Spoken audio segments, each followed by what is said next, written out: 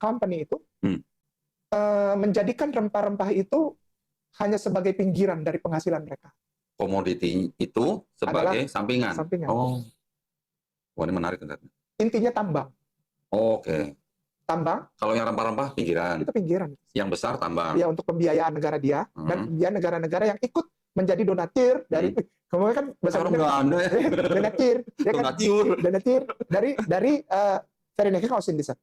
Jadi ada beberapa negara, contoh Porto, lalu ada juga Inggris, Jerman sangat sedikit sekali tambang. Tapi ternyata ada lagi di atasnya ini. Jadi gini, pinggirannya itu kan tadi rempah-rempah. Jadi selama ini kan kita dijajah karena rempah-rempah kita. Maaf ya, maaf dengan segala rasa hormat.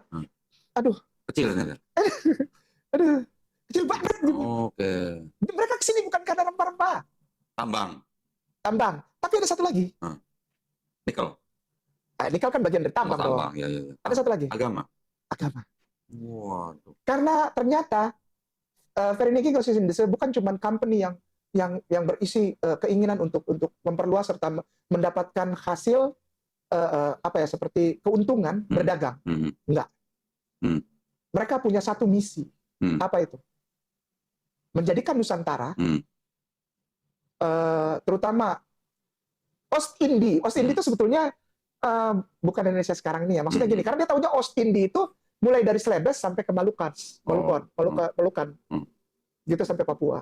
Itu mereka mau bikin untuk sebagai murid Yesus. Daerah Injil. Daerah Injil. Kenapa mereka timbul keinginan ini? Karena mereka tahu dari tulisan-tulisan tua, Kodondi, maaf ya, mereka tahu dari tulisan-tulisan tua, sekali lagi dari tulisan-tulisan tua, bahwa Nusantara ini, Ostindi ini, itu akan menjadi, di masa depan, itu akan terjadi nubuatan bahwa Ostindi atau Nusantara menjadi kekuatan besar Islam yang akan, itu semua tertulis di buku-buku tua lah. Bukan cuma Bible. Kaget saya kan? Nah akhirnya dari sepotong itu, kenapa religio di atas, habis itu tambang, mining, lalu setelah itu baru, bukan rempah-rempah juga ada lagi kok sebetulnya. Sasarannya apa? Human resources. Setelah human resources, lalu untuk agraria. Agraria terus sebetulnya rempah-rempah itu nomor berapa? Kesian deh. Nah, untuk dapat semua yang ke bawah ini, religio. Kenapa religio paling atas? Karena dengan religio ini semua yang ke bawah dapat. Gitu ya. Setelah religio tambang, setelah tambang human resources. Human resources artinya apa? Ketika religio masuk, maka tambang bisa dikuasai karena apa? Karena human resources-nya itu bisa patuh kepada orang-orang yang ngerti ya pelan-pelan ya. Paham. Masuk agama, bikin dia jadi ikut agama ini, supaya mereka tidak bisa membantah mereka, tidak bisa melawan, dan mereka tidak sadar bahwa mereka sedang digorok pelan-pelan melalui penjajahan atau kolonialisme. Ini nggak? Lihat sepotong kecil gitu. Dan inti dari religio itu yang sekarang kita mau bicarakan. Merubah kata menjadi kata Allah Ta'ala. Seperti yang Ledek tertulis itu masih Allah Ta'ala. Masih ada ya tulisan itu. Berarti maksudnya tujuannya menggunakan kata Allah di dalam Bible ini untuk membuat orang Indonesia pada saat itu untuk menerima Kristen. Menerima Kristen patuh. Sehingga mudah diatur. Mudah diapain aja. Dirampok hasil buminya dan semuanya.